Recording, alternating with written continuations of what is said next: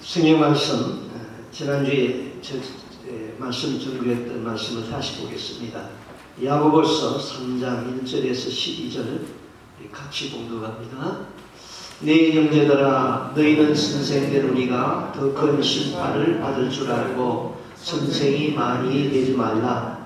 우리가 다 실수가 많으니 만일 마음에 실수가 없는 자라면 곧 온전한 사람이라. 능히 온몸도 그를 내세우리라. 우리가 말들의 입에 재갈 물리는 것은 우리에게 순종하게 하려고 그 온몸을 제어하는 것이라. 또 배를 몰아 그렇게 크고 광풍에 밀려가는 것들을 지극히 작은 키로서 사공의 뜻대로 운행하나니 이와 같이 혀도 작은 지체로 돼 큰 것을 자랑하는도다. 보라, 얼마나 작은 불이 얼마나 많은 나무를 태우는가. 혀는 곧 불이요 불의의 세계라. 혀는 우리 지체 중에서 온몸을 더럽히고 삶의 수레바퀴를 불사르나니 그 사르는 것이 지옥불에서 나느니라. 여러 종류의 짐승과 새와 벌레와 바다의 생물은 다 사람이 길들일 수 있고 길들여 왔거니와 혀는 능히 길들일 사람이 없나니 쉬지 아니하는 악이요 죽이는 독이 가득할 것이라. 이것으로 우리가 주 아버지를 찬송하고 또 이것으로 하나님의 형상대로 지음을 받은 사람을 저주하나니 한 입에서 찬송과 저주가 나오는도다. 내 형제들아, 이것이 마땅치 아니하니라. 샘이 한 구멍으로 어찌 단물과 썬물을 내겠느냐. 내 형제들아, 어찌 무화과 나무가 감람나무를 포도나무가 무화과를 맺겠느냐. 이와 같이 짤물이 단물을 내지 못하느냐. 아멘. 톨스토이의 작품 중에 재난이 오니 그런 책이 있습니다. 담장을 사이에 두고 사이좋게 지내던 이웃이 있었습니다. 그런데 어느 날 이쪽의 집에 닭이 저쪽 집에 가가지고 알을 낳고 알을 낳는 소리가, 닭이 알을 낳으면 꼬댁하고 웁니다. 그리고 꼬댁하고 울고는 이쪽으로 넘어왔습니다. 그래서 이 집의 아이가 저쪽 아이 보고, 야, 우리 집 닭이 우리 담장을 넘어서 너희 집에서 알을 낳았으니 그 닭을 돌려달라 그랬습니다. 그 집 아이가 달걀을 찾아보고는 달걀이 없다고 그랬습니다. 그래서 두 아이가 서로 싸움이 붙었습니다. 나중에 어머니가 왔는데 어머니들이 그 싸움에 개입이 되었습니다. 싸움이 더 심해져가지고는 이제 남편들까지 그 싸움에 끌어들였습니다. 남편들까지 싸움이 되었습니다. 이제 두 집 사이가 아주 사이좋은 그 이웃집이 원수가 되어버렸어요. 그래서 무슨 일이 일어나면 사사건건 법원에다 대고 고발을 했습니다. 어느 날 한쪽 집에서 저쪽 집을 고발을 했는데, 고발을 당해가지고 법원에 가서 벌칙으로 곤장을 맞고 나왔습니다. 너무나도 화가 난 이 사람은 그만 저쪽 집에다가 불을 질러버렸습니다. 집이 온통 다 타버렸는데 바람이 휙 반대로 불으니까 그만 이쪽 집까지 다 타버렸습니다. 그날 밤에 불을 다 질렀고는 다 타버렸는데 이 두 집 식구는 밖에 나와서 추우면서 벌벌 떨고 있었습니다. 왜 이렇게 됐을까요? 계란 한 개 때문에 아니죠. 내 속에 있는 자존감, 자존심, 오만, 고집, 그것 때문에 그렇게 된 것이죠. 부부가 싸웁니다. 막말합니다. 사느니 못 사느니 합니다. 싸우고 난 뒤의 상황을 보면 얼마나 을심스럽습니까? 왜 이렇게 싸웠습니까? 말 한마디 때문에 아닙니다. 그 속에 있는 자존감, 그 속에 있는 자존심, 오만, 교만, 그것 때문에 그렇게 된 것이죠. 오늘 성경에서 야고보는 교회 지도자들을 향하여서 이렇게 말했습니다. 내 형제들아, 너희는 선생된 우리가 더 큰 심판을 받을 줄 알고 선생이 되지 말라. 우리가 다 실수가 많으나 만일 말의 실수가 없는 사람이면 온전한 사람이다. 하나님 나라에 가게 되면 확실히 지도자된 선생들이 심판을 더 중하게 받을 것입니다. 왜일까요? 첫째는 진리를 바로 가르치지 못한 죄 때문에 심판을 받습니다. 그래서 사도 베드로는 말하기를 성경은 사사로이 풀지 말라. 사사로이 성경을 풀다가 너희 영혼이 멸망을 당한다 그랬습니다. 얼마나 많은 지도자들이 성경의 계시록을 사사로이 함부로 풀었습니까? 종말론을 자기 생각대로 풀어서 사람들을 미혹을 시켰습니까? 잘못 가르친 죄가 큽니다. 또 지도자들이 말의 실수 때문에 말과 행동이 다른 이율배반적인 삶 때문에 말과 행동이 다른 외식 때문에 더 큰 심판이 따를 것입니다. 특히 교회에서 집사를 세울 때에는요, 일구이연하지 아니하는 사람을 세우라 그랬습니다. 또 여자들은 찬소를 고자질을 잘합니다. 찬소하지 아니하는 사람을 집사로 세우라 그랬습니다. 고자질한다, 찬소한다, 이것은 입방아 찍는다는 거예요. 그저 지지배배 하고 짓거린다는 것이에요. 일반적으로 여자들이 교회에서 시끄러워지기 시작하면 교회가 시끄러워지죠. 여자들이 시끄러워지면 가만히 있는 남편들까지 끌어들어오게 되는 것입니다. 여자들의 위치가 대단히 중요해요. 유대인들에게는 여자들의 위치가 대단히 아주 중요해요. 유대인의 교육은 해당 교육보다는 더 중요하게 생각하는 것이 바로 어머니의 교육인 것입니다. 자, 유대인이 외국인과 결혼을 했을 적에 여자가 유대인이고 남자가 외국인이면 거기서 나오는 자녀는 유대인이 됩니다. 그러나 반대로 남자는 유대인인데 여자가 이방인이면 거기서 나오는 자녀는 이방인이 되는 것입니다. 왜 그럴까요? 유대인은 우리가 생각하기를 혈통주의라고 그러는데 아닙니다. 교육으로 인하여서 유대인이 되는 거예요. 그래서 어머니들의 교육이 바로 자녀들이 교육이 어머니에 의하여서 이루어진다는 것이죠. 유대인 해당에 가면은 여자들은 없습니다. 그리고 남자들만 있습니다. 왜 여자들이 없을까요? 그 해당 규례에 의하면은 유대 여자들은 해당에 나와도 좋지만은 해당에 나올 의무가 없습니다. 그러나 여자들은 남편과 자녀들은 해당에 보내야 할 의무가 있는 것입니다. 한국 교회는 어느 교회든지 남자보다는 여자가 많습니다. 이제 여자분들은 남편을 교회에 보내야 할 의무가 있는 거예요. 남편들이 교회에 나오지 않는 것은 여자들의 책임이 큽니다. 반면에 남편들이 신앙생활을 잘하는 것도 여자들의 덕분인 것입니다.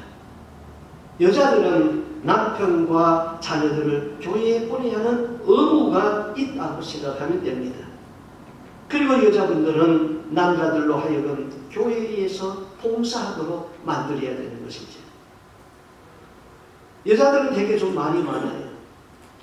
되게 평균을 내면은 여자들은 남자들은 하루에 7,000 단어를 이야기한다고 그래요.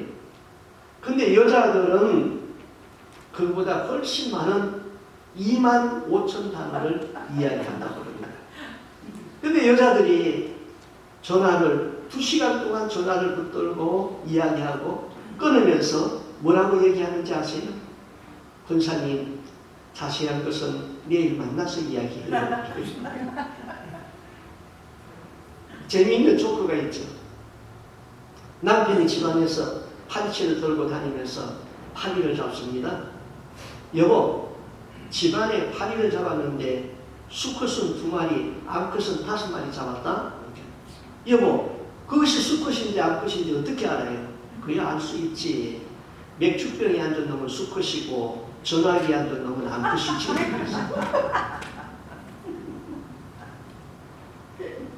말에 실수하는 그리스도인들은 좀처럼 성숙되지 못해요. 예수를 믿어서 권사가 되고 장로가 되어도, 그리고 교회에 여러 가지 많은 봉사를 해도 말 한마디 하면은 다른 사람의 가슴에 상처가 되고, 생각 없이 내 말을 내뱉고 들은 대로 남을 판단하여서 덕을 세우지 못하고 겸손하게 말하는 것 때문에 좀처럼 돋보이지가 않아요. 앞에서는 권사님, 장로님 하여도 그 마음 속에는 그분에 대한 존경심이 없어요. 말에 실수가 없을 때에 곧 온전한 그리스도인이 된다 그랬습니다. 말에 대한 세 가지 명언이 있죠. 말이 많으면 실수가 많다. 두 번째, 말이 너무 적으면 불화가 생긴다. 그래서 말은 적당히 하는 것이다 그랬습니다. 어떤 사람은 남의 말을 험하게 해가지고 가슴을 다 뒤집어 놓고 그 다음에 이렇게 말합니다. 나는 기가 없어요. 나는 원래 워낙 성격이 솔직한 성격이라서 그렇습니다. 저는 남 듣기 좋은 말을 잘 못해요. 그러나 귀는 깨끗해요. 이런 사람은 아직 어린 나이에 범주를 벗어나지 못하는 것입니다. 우리의 언어가 우리의 삶의 방향을 결정짓죠. 자, 수레를 끌고 있는 말을 순종하기 위하여서 입에다가 재갈을 먹인다 그랬습니다. 농부가 소를 몰고 일할 때 보면은 입에다가 망을 씌웁니다. 마찬가지로 나라는 사람이 하나님의 사람이 되어지기를 바란다면은 내 입을 단속해야 됩니다. 내 입이 내 삶의 방향을 결정짓는 거예요. 오늘 본문 3절 4절에 우리가 말을 순종하게 하려고 그 입에 재갈 먹여서 온몸을 의거하며 또 배를 보라 그렇게 크고 광풍에 밀려가는 것들을 지극히 작은 키로 사공의 뜻대로 운전하나니. 자동차가 굴러가는 것은 엔진의 힘입니다. 그러나 방향은 핸들이 조종하지요. 기어를 드라이브에 넣으면 앞으로 갑니다. 그리고 기어를 백기어를 넣으면 뒤로 갑니다. 내가 긍정적인 말을 하면 일이 성취될 수가 있습니다. 부정적인 말을 하면 일이 되는 것이 없습니다. 내 삶이 내 삶의 방향을 결정짓는 것이죠. 내가 항상 찬송하고 내가 항상 기도하고 내가 입술로 진리를 말하고 내 혀가 사랑과 은혜를 말할 적에 이 사람은 하나님의 사람으로 살 수가 있습니다. 이 혀는 엄청난 파괴력을 가지고 있다는 것입니다. 여기 3장 5절 6절에서 혀는 작은 지체로 대해 큰 것을 자랑하는 도다. 보라 어떻게 작은 불이 어떻게 많은 나무를 태우는가. 혀는 곧 불이요 불의의 세계라. 혀는 우리 온 지체 중에서 온 몸을 더럽히고 생의 바퀴를 불사르나니 그 사르는 것이 지옥불에서 나느니라. 한국 속담에 새치 혀가 5자 사람을 죽이기도 하고 살리기도 한다 그랬죠. 또 혀의 변 상처보다 혀의 변 상처는 칼의 변 상처보다 더 아프다 그랬습니다. 잠언 12장 18절에도 어떤 사람은 칼로 찌르는 것 같이 함부로 말하거니와 지혜로운 자의 혀는 양약과 같으니라. 여러분 말 때문에 상처를 많이 받아보았죠? 말로서 인격적인 모욕을 받아보았죠? 그것은 칼에 벤 상처보다 더 오래갑니다. 칼에 벤 상처보다 더 아프지요. 로마서 3장 13절에는 이렇게 기록하고 있습니다. 저희 목구멍은 열린 무덤이고 그 혀로는 속임을 베풀며 그 입술에는 독사의 독이 있고 그 입에는 저주와 악독이 가득하도다. 입을 열면은 썩은 말이 나와요. 한마디 말을 하면은 혓바닥에 바늘을 꽂고 독한 말을 합니다. 그러한 입을 보고 있으면 마치 늘렁거리는 혓바닥을 가진 독사와 같이 그 혀가 사람의 생애를 불사릅니다. 그 혀가 그 사람의 온 몸과 영혼까지 지옥불에 던져버립니다. 혀가 그 사람에게 종말을 가져오게 하고 그 인생을 파괴해버립니다. 실로 입 때문에 복을 받기도 하고 입 때문에 복을 못 받았고 저주를 초래하지요.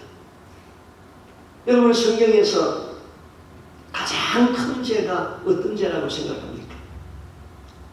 가장 큰 죄가 있다면 용서받지 못하는 죄가 가장 큰 죄죠.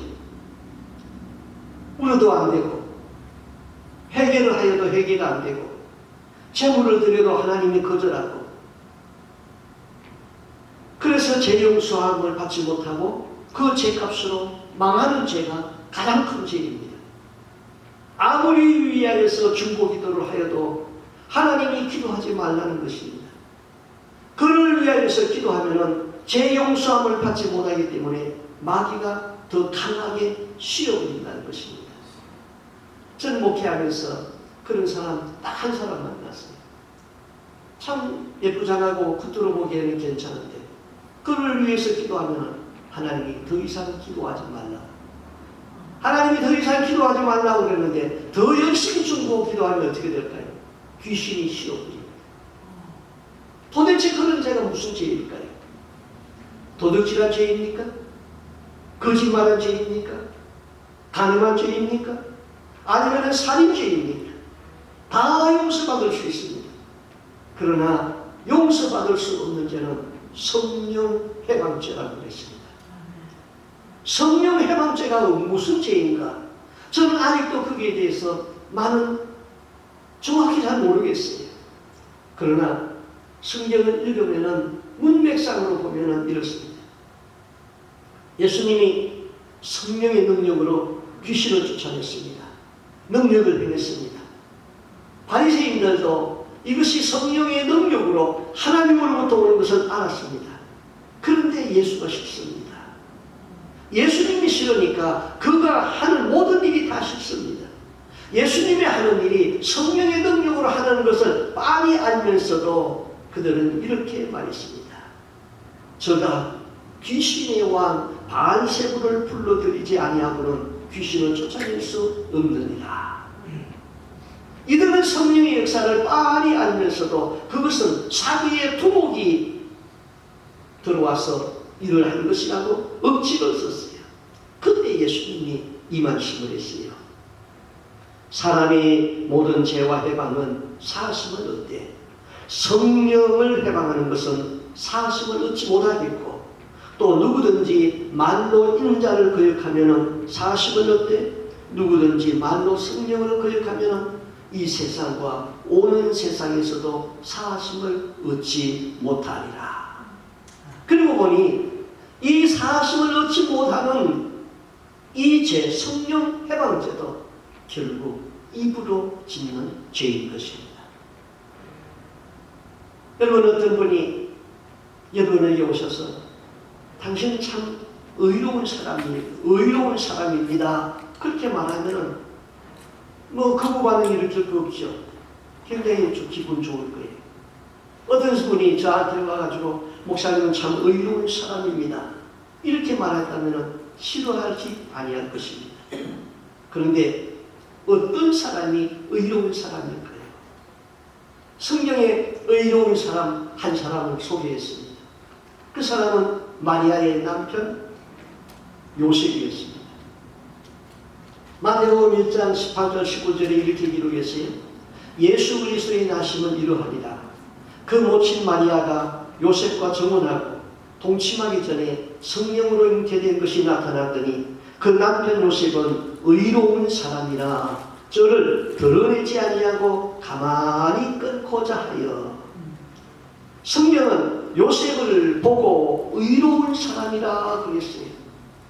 자, 자기가 약혼한 마리아가 자기가 동침도 안 했는데 임신을 했습니다.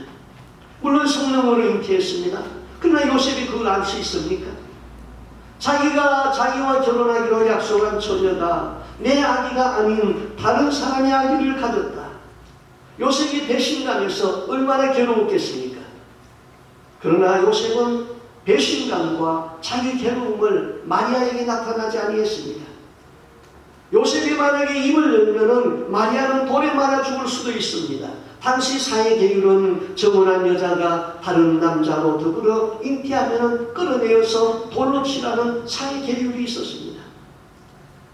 자기가 사랑했던 여자, 그 여자가 나를 배신했다고, 나도 너를 정죄한다 하고 돌에 맞아 죽게 하였다면 그는 의로운 사람이 아니지요.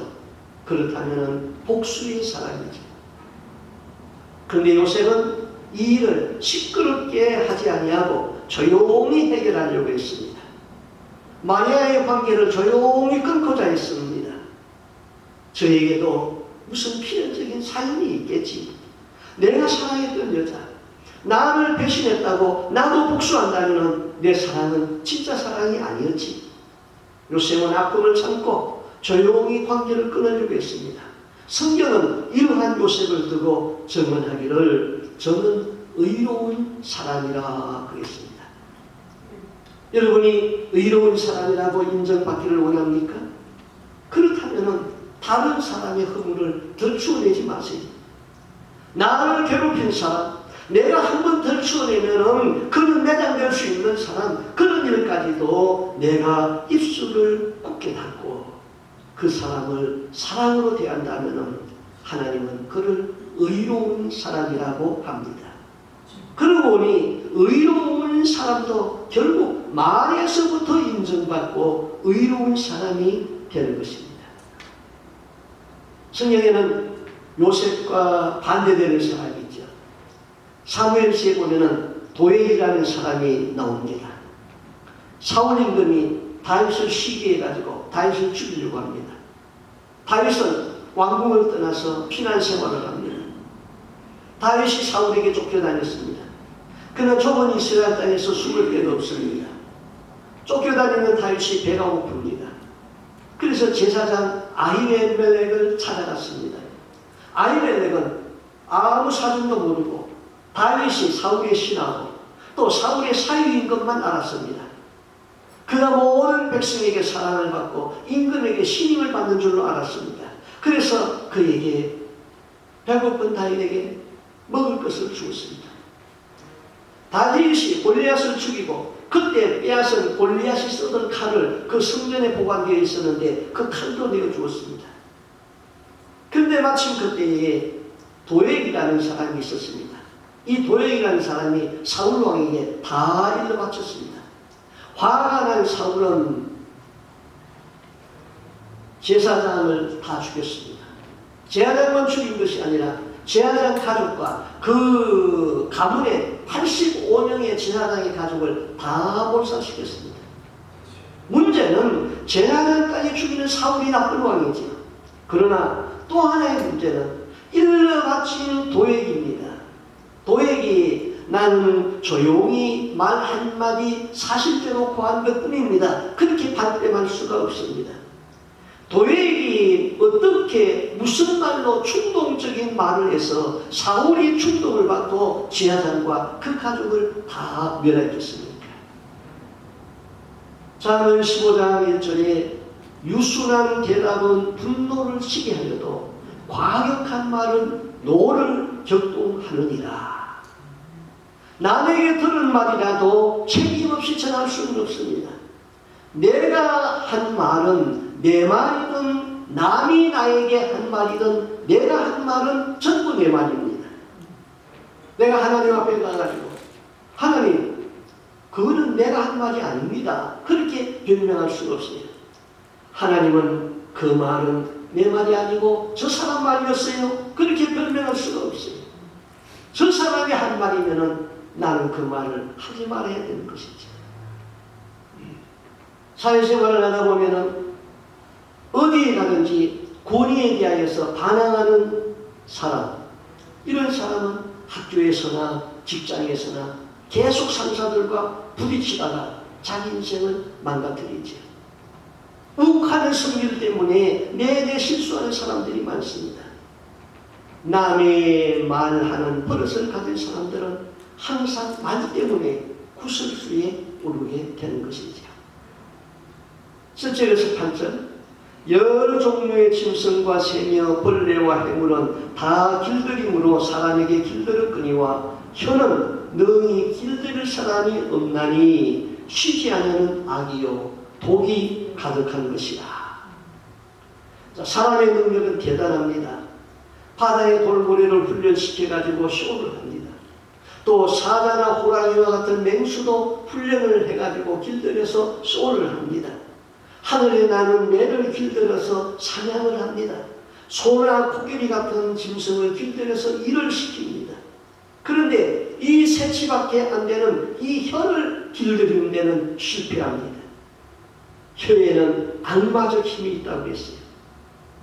그런데 이 혀도 길들여서 성령의 능력으로 사용하면 하나님을 찬양하게 됩니다.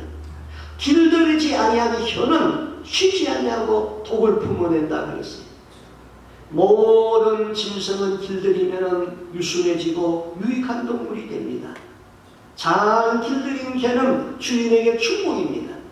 길들이지 못한 개는 사람을 물을 수도 있습니다. 쉬지 아니하고 악과 독을 쇠어안에 놓는 혀는 길들이기가 힘듭니다. 그렇지만은 우리 혀는 길들여져야 됩니다. 그래서 잘 길들인 혀는 양약과 같다 그랬죠. 특별히 말로 곰핍한 자를 어떻게 도와줄 줄 아는 사람은 학자의 혀를 가졌다고 이사야가 말했어요. 사무엘 10장 11절에 의인의 입은 생명의 새입니다. 의인의 입은 생명의 새입니다. 사무엘 13장 4절에는 지혜자의 교훈은 생명의 샘이라 사람을 사망의 그늘에서 벗어나게 하느니라. 말 한마디로 저녁빛을 갚습니다. 말 한마디로 여자의 마음을 얻고 결혼할 수가 있습니다. 말 한마디로 화해가 이루어집니다. 말 한마디가 나를 복되게 합니다. 우리가 신앙생활을 하면서 가장 시험을 많이 받고 기분 나쁘고 속상하게 하는 것, 이런 것이 어디서부터 옵니까? 말이지. 말에서 오해받고, 말에서 상처받고, 말에서 기분 나쁘고. 반면에 말은 생명의 역사가 있다고 했어요. 감동적인 말, 우리의 가슴을 뜨겁게 합니다. 칭찬하는 말, 우리의 마음을 기쁘게 합니다. 위로하는 말, 우리의 마음에 안식을 줍니다. 격려하는 말, 우리의 마음에 위로와 힘을 줍니다. 이와 같이 감동적이고 칭찬하고 위로하고 격려하는 말을 하지 못하는, 비난하고 기분 나쁜 말하고 귀에 거스리는 말하고 남의 속을 뒤집어 놓는 말을 합니다. 왜 그럽니까?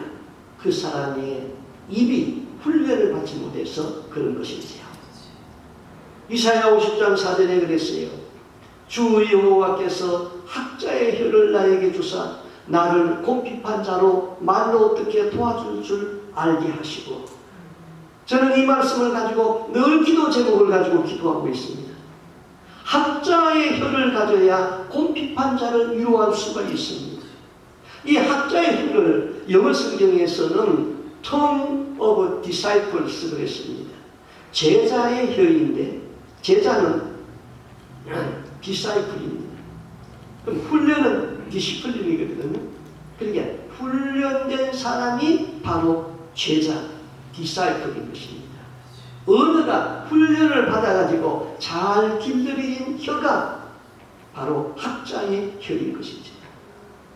좋은 말을 하도록 묵상하고 깊이 고민하고 경우에 합당한 말을 하도록 늘 말을 연습을 해야 되는 것입니다. 공자는 이런 말을 했습니다. 나는 15세에 학문을 하기로 작정했고 30세에 독립하고 40세에 혹이 없어졌고 50세에 천명을 알았고 60세에 귀에 거슬리는 말이 없어졌고 70세에 하고 싶은 행동을 하여도 도에서 벗어나니 일이 없게 되었다. 이 공자의 이 말 중에 60세에 귀에 거슬리는 것이 없어졌다. 인생 60은 이순이라고 그럽니다. 그 경지에 도달하여서 어떤 말을 들어도 귀에 거슬리 바로 도인이 되는 것입니다. 신앙이 성숙해지면 어떤 말도 소화할 수가 있습니다. 그 말 때문에 시험되지 않는 것이죠. 어느 날 신문에 이철이라는 분이 신문에 칼럼을 이렇게 썼는데 너무 좋은 내용이라서 내가 그것을 옮겨왔습니다. 말이 빚어내는 불행, 제가 읽어드리겠습니다. 한 번 지나가면 돌이킬 수 없는 것이 세 가지다. 쉬이 떠난 화살과 잃어버린 기회와 입에서 나온 말이다. 말은 그 사람의 인격이다. 말하는 것으로 상대방의 사람 됨됨이를 판단한다. 따라서 말 한마디로 천냥빚도 갚을 수 있지만 말 한마디로 목숨을 잃을 수도 있다. 인간은 말을 자유롭게 할 수 있기 때문에 동물보다 우위에 있지만 말을 잘못하면 동물보다 못한 수준으로 전락하게 된다. 주먹을 쓰는 것만 폭력은 아니다. 말로 폭력을 쓴다. 주먹으로 얻어맞으면 잠시 아프지만 말로서 입은 상처는 두고두고 가슴을 찌른다. 말에는 인간 감정이 들어있기 때문이다. 대화는 단순히 언어의 나열이 아니라 감정의 교환이다. 말로 인한 피해를 줄이는 것은 말수를 줄이는 것이다. 개구리가 뱀에게 잡아먹히는 것은 그 시끄러운 울음소리 때문이다. 나무도 잎이 많아지면 열매가 적다.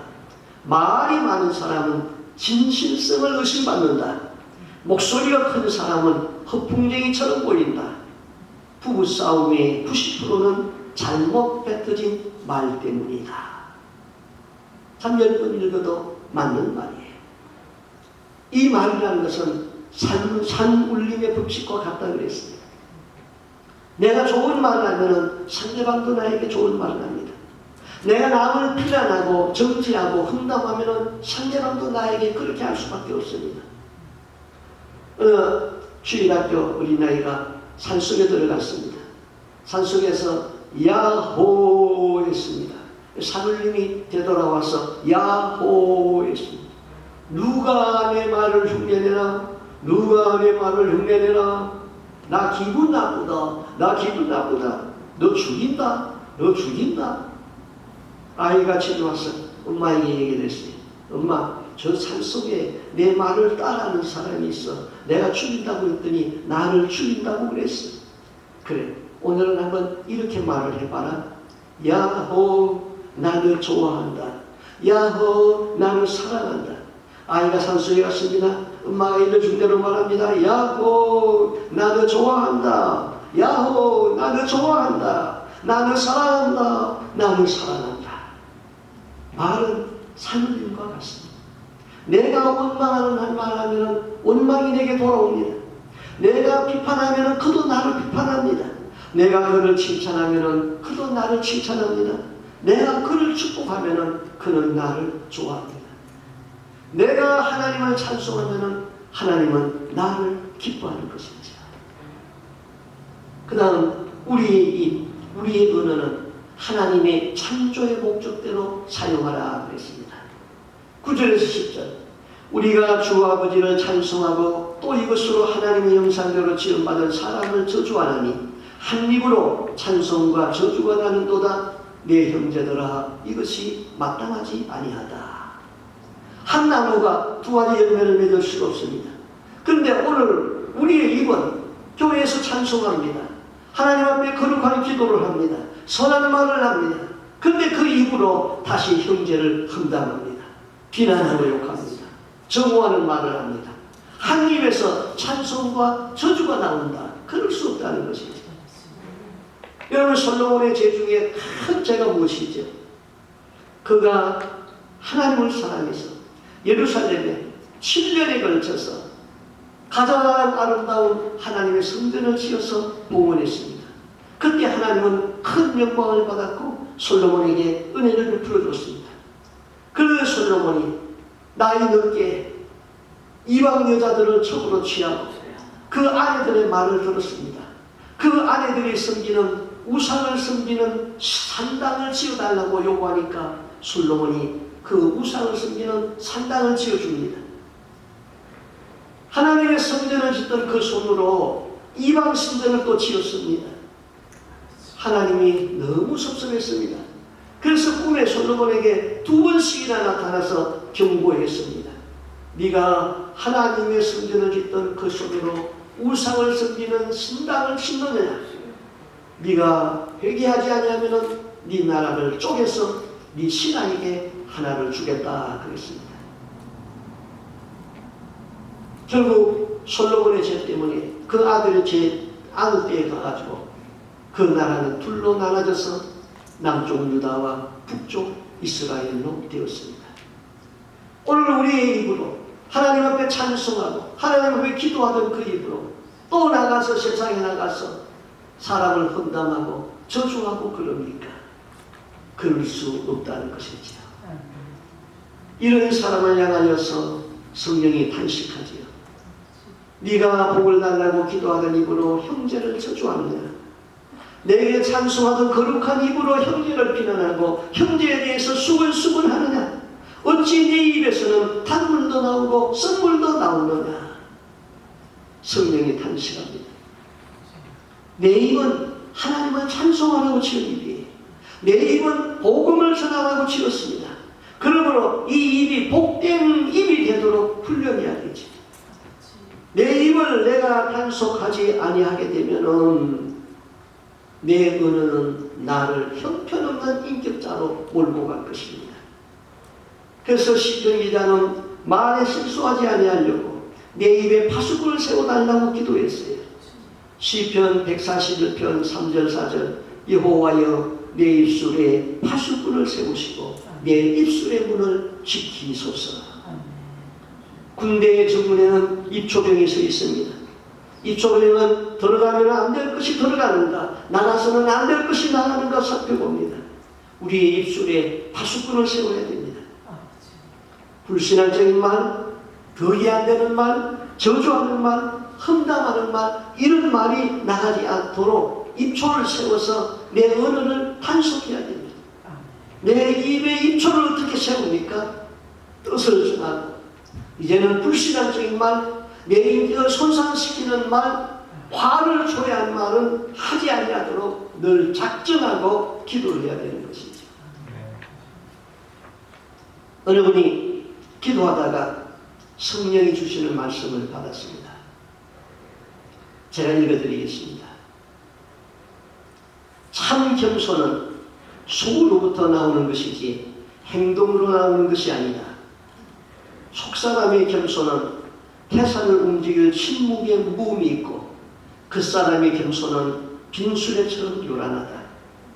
모든 경건은 영, 혼, 육에 깊숙이 스며들면 쉬워진다. 육신의 겸손을 잊지 말라. 금식으로 네 육신을 낮추어라. 겸손한 자는 입을 제어할 줄 안다. 금쟁반에 아로새긴 사과와 같은 아름다운 말만 하는 사람이라도 경우에 합당하지 않는 말을 한마디 뱉어버리면 이제 그 한 아름다운 말들이 다 쉰밥같이 되어버린다. 밥이 쉬어지면 아무도 먹기를 원치 아니하고 버려져 거름이 된다. 입을 다스릴 줄 아는 자는 온몸을 조여오는 굴레를 벗을 줄 아는 자다. 너는 입을 다스릴 줄 아는 법을 연습하라. 10번 읽고 묵상하여도 진리의 말씀인 것입니다.